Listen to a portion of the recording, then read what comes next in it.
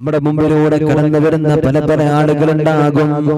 പടച്ചറബ്ബേ, നമുക്ക് കാണുമ്പോൾ തോന്നും അവരെല്ലാവരും മോശക്കാരാണ്, ഒന്നിനും പറ്റാത്തവരാണ്.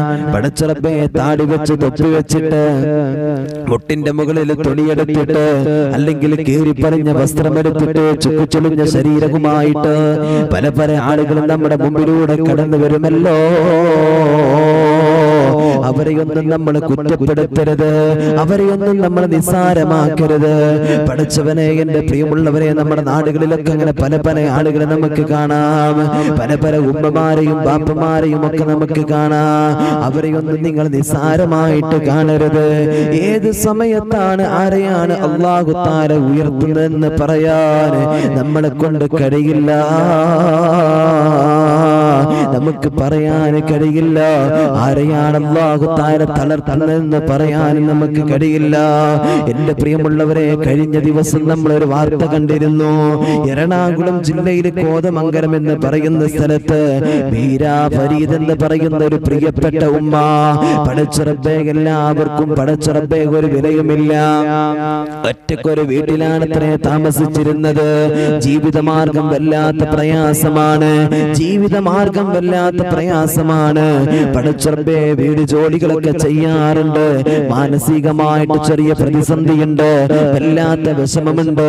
അല്ലാഹുവേ, ആ വാർത്ത ഇങ്ങനെ എല്ലാവരും കണ്ടിട്ടുണ്ടായിരിക്കും. വല്ലാത്ത പ്രയാസത്തോടു കൂടെ ജീവിതം ഇങ്ങനെ മുന്നോട്ട് കൊണ്ടുപോയവരാണ്. മക്കളില്ല, ഭർത്താവില്ല, പൊട്ടിപ്പൊളിഞ്ഞൊരു വീടിനകത്താണ് താമസിച്ചിരുന്നത്. ഈ ദുനിയാവിന്റെ തൊലിക്കുമുകളിലൂടെ ജീവിക്കുമ്പോൾ ഒരുപാട് പ്രയാസത്തിലാണ്, ഒരുപാട് വിഷമത്തിലാണ് ജീവിച്ചത്. പടച്ചറബ്ബിന്റെ തൗഫീഖ് കൊണ്ട് ഉംറ നിർവഹിക്കാൻ അല്ലാഹു തആല അവസരം കൊടുത്തു. ജോലി ചെയ്തിരുന്ന വീട്ടുകാരും മറ്റുള്ളവരും കൂടിക്കൊണ്ട് അവിടുന്ന് പടച്ചറബ്ബേ ഒരു ഉംറ ചെയ്യാനുള്ള സൗകര്യം അവിടുന്ന് ഒരുക്കി കൊടുത്തു. ഈ മഹദി അവിടുന്ന് ഉംറയ്ക്ക് വേണ്ടിയിട്ട് ഇവിടുന്ന് പോകുമ്പോൾ പടച്ചറബ്ബേ തന്റെ നാട്ടുകാരോട്, കൂട്ടുകാരികളോട്, ബന്ധപ്പെട്ടവരോട് പറയുകയാണ്, ഞാൻ ഒരിക്കലും ഇനി തിരിച്ചു വരൂല, ഞാൻ ഒരിക്കലും തിരിച്ചു വരില്ല.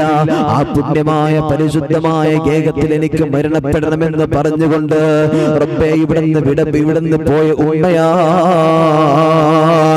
റബ്ബേ, ഇവിടുന്ന് പോയി 1-2 ദിവസങ്ങൾ കഴിഞ്ഞു. പിന്നീട് നമ്മുടെ കേരളത്തിലേക്ക് കടന്നു പോകുന്ന വാർത്ത എന്താണെന്നറിയോ? ആ ഉമ്മ മരണപ്പെട്ടു എന്നാണ്. പരിശുദ്ധമായ ജന്നത്തുൽ ബഖീഇലാണ് എന്റെ പ്രിയമുള്ളവരെ ഇന്ന് അന്ത്യവിശ്രമം കൊള്ളുന്നത്. അല്ലാഹുവേ, ആ മഹദിയുടെ ഖബർ നീ വിശാലമാക്ക് അല്ലാഹ്, നീ വിശാലമാക്ക് അല്ലാഹ്.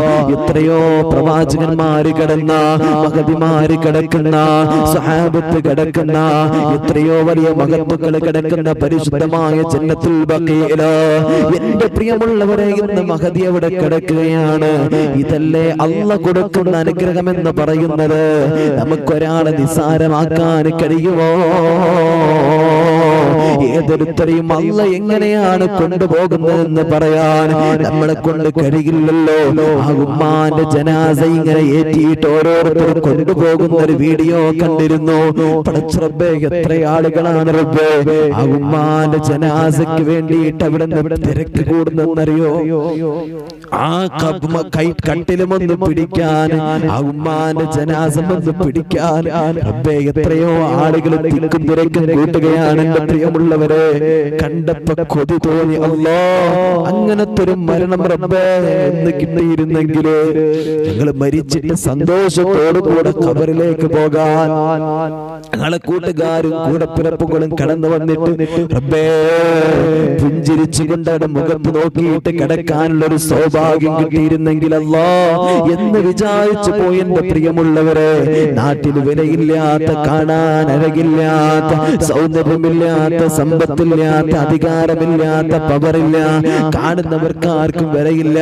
പക്ഷേ പടച്ച തമ്പുരാന്റെ അടുത്ത് വലിയ പവറായിരുന്നു, അള്ളാന്റെ അടുത്ത് വലിയ മഹത്വമായിരുന്നു.